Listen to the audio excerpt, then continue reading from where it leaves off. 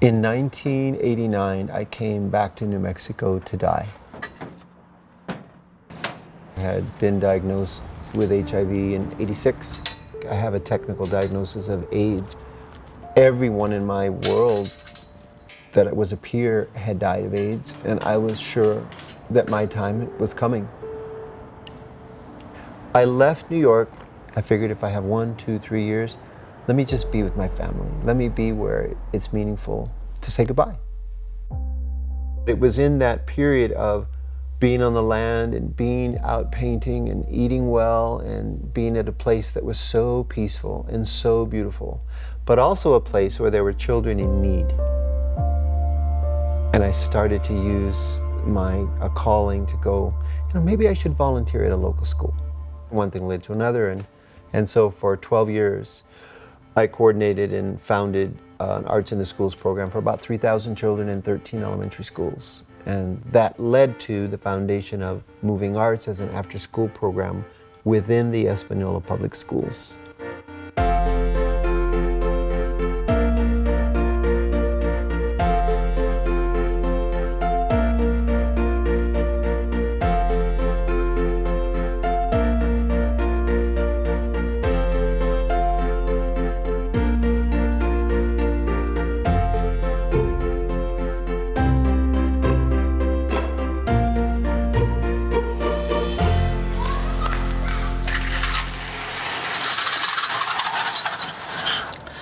To run this organization, it takes a lot of patience, a lot of stamina, because you're dealing with children. There's always something to do. Administration, the numbers, the reports. Am I going to make payroll? A year or 2 years after high school, I made the decision to stop dancing.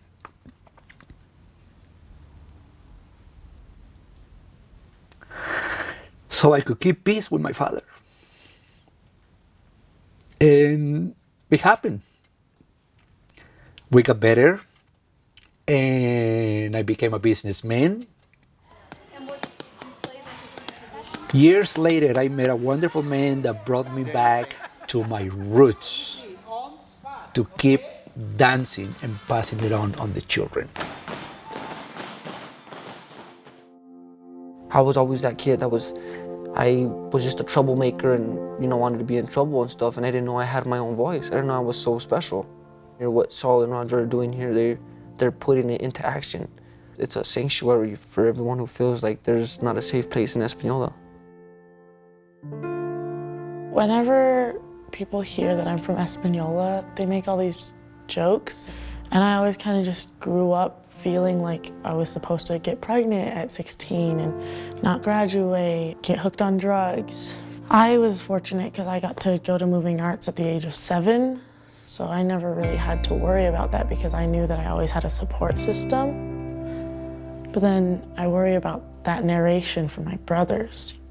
I would say maybe right here. When I started at Moving Arts Española, I was 12. I was at the age where I was trying to fit in at school, trying to figure out who I was. So any times that I had problems at school or at home, I knew that I could come here and that I would have somebody to talk to be able to help me, vent a little bit. Because sometimes that's all you need, is just somebody to talk to, somebody to listen. Coming from a town like Española, growing up, I know me, it was like everyone, when you say you're from Española, it was like heroin capital of the world. Oh my God, oh my God, it's so violent there, so crazy. And I mean, there's so much beauty here. Moving Arts is helping kids to tap into their creativity, and that's very important, to learn how to create and to co-create with each other. Moving Arts is somewhat of a candy store for kids. The gymnastics, the food, the other children themselves, the vibrancy that those kids bring forward when they're in their classes. I just think it's a great sense of community. I believe that my childhood, I was set up to fail. We were homeless for quite a while, so it was not an easy childhood by any means. My value of self-worth was pretty much non-existent. I got to the point where even from around the age that I was 7 and 8, I was suffering from depression and attempted suicide multiple times. just because I felt like I didn't matter to anybody. Well, when I was 9 years old, I finally told my parents that I was being raped continuously. And when I was 13 years old, my best friend was shot and killed. And when I was 15, my dad was sent to prison. So my heart's been a little bruised. When I was younger, it was, oh, you're not gonna make it. You're gonna turn out like your mom and dad, you know. You're gonna be a drug addict. You're worthless.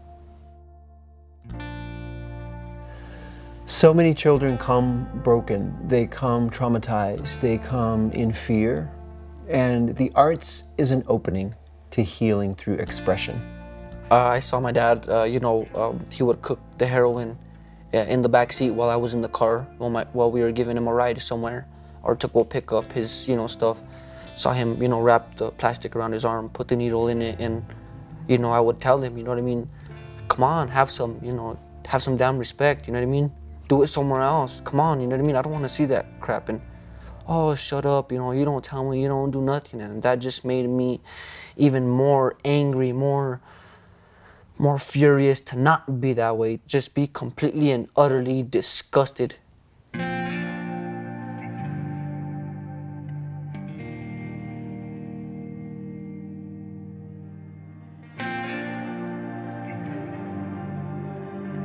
I started using theater as a therapy. If we want a better world in the future, it's gonna start with the youth of today, and the sooner we start teaching them how to heal their own trauma and then heal their community's trauma, that's where it's gonna start. We have to start at the root. We have to start at the younger people, We have to make sure that they're okay so that they can raise a world that's okay, Moving Arts is where I went to make a connection and to feel love. I lost my older sister. She overdosed. The last thing that she told me was, don't you worry, you're gonna be a tecato. You're gonna be on drugs. Just like me, just like mom, just like dad, don't you worry. That's the last words that were spoken between me and her before the next day she passing. Our kids, they need their souls fed and they need their souls heard. So many people who have endured so much trauma, sometimes in order to get out of that or to heal from that, it has to be transformed. And so art is a way to transform those traumas, to release anger, to release sadness, to create something good out of something really horrible.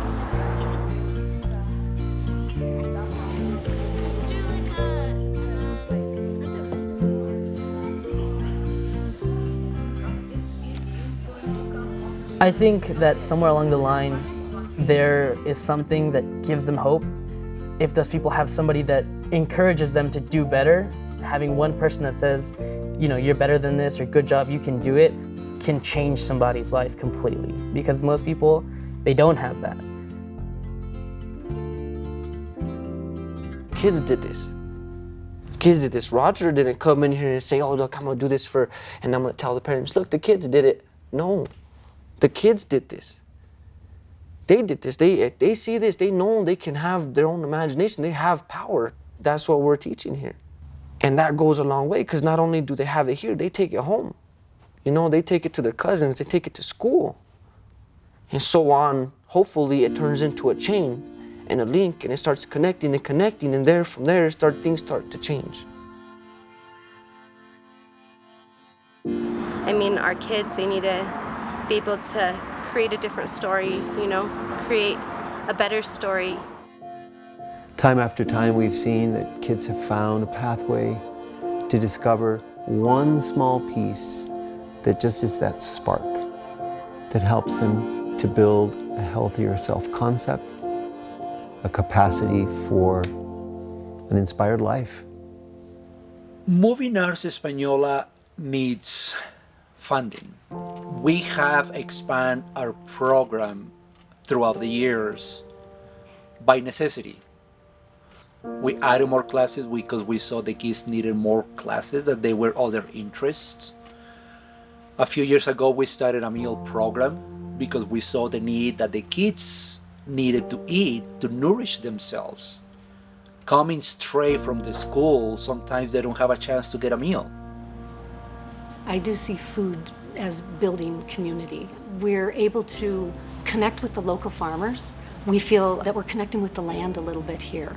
Española is really proud of this valley and what it produces and the people that come out of here. And I think it all kind of works beautifully together. Here at Moving Arts, we provide a free meal for the children and their families.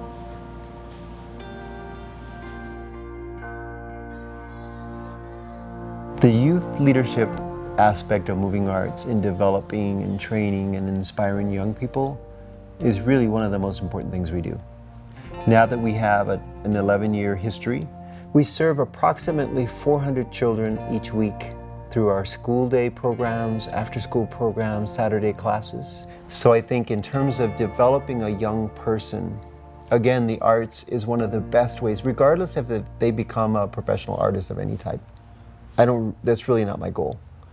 I want to nurture and encourage and inspire a human who can contribute, who can think on their feet, can solve problems, can work in team, can find the harmonious balance that's needed to be in a productive and vibrant and creative society. That's the only way that we can really advance humanity, is to remember the arts and that aspect of creative, critical thinking. I just want to see them grow up and survive. I think it's a really rich community, but I think the struggles are pretty overwhelming here. Poverty plays a big part in that. Drugs play a really big part in that. But here, they're safe.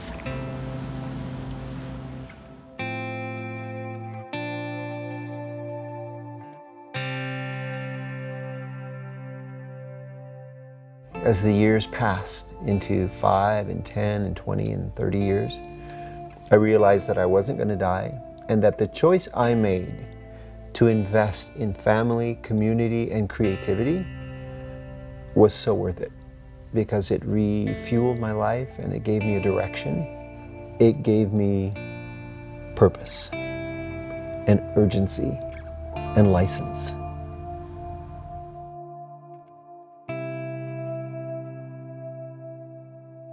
Everybody nowadays like wanting a better planet, a better world, but we have to start in our communities.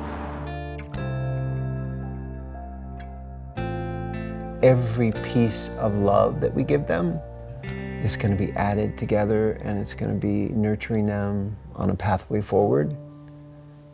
And I think that that's the most important piece that keeps all of us going at Moving Arts, is seeing the children and young people thrive and discover identity and purpose. Any success that I've had in any field that I've gone into, I don't think I would have ever even been in the position to be able to succeed if it wasn't for Sal and Roger. If I had not come to Moving Arts, I wouldn't be here. I don't know what I'd be doing, but I know that it wouldn't be it wouldn't be something good. I really mean it when I say like this is like the hope for Española. I mean, it's a type of personal love, a type of personal give, you know, what they're doing. They love this valley, they love us, they love these kids, and I think thank you is an understatement of a word to say to these two beautiful gentlemen. So. I don't know what I would have done. I went to Moving Arts and I was able to heal myself. I was able to believe that I was strong. And If I had one message, it would be thank you to Roger and Sal for believing in me until I believed in myself.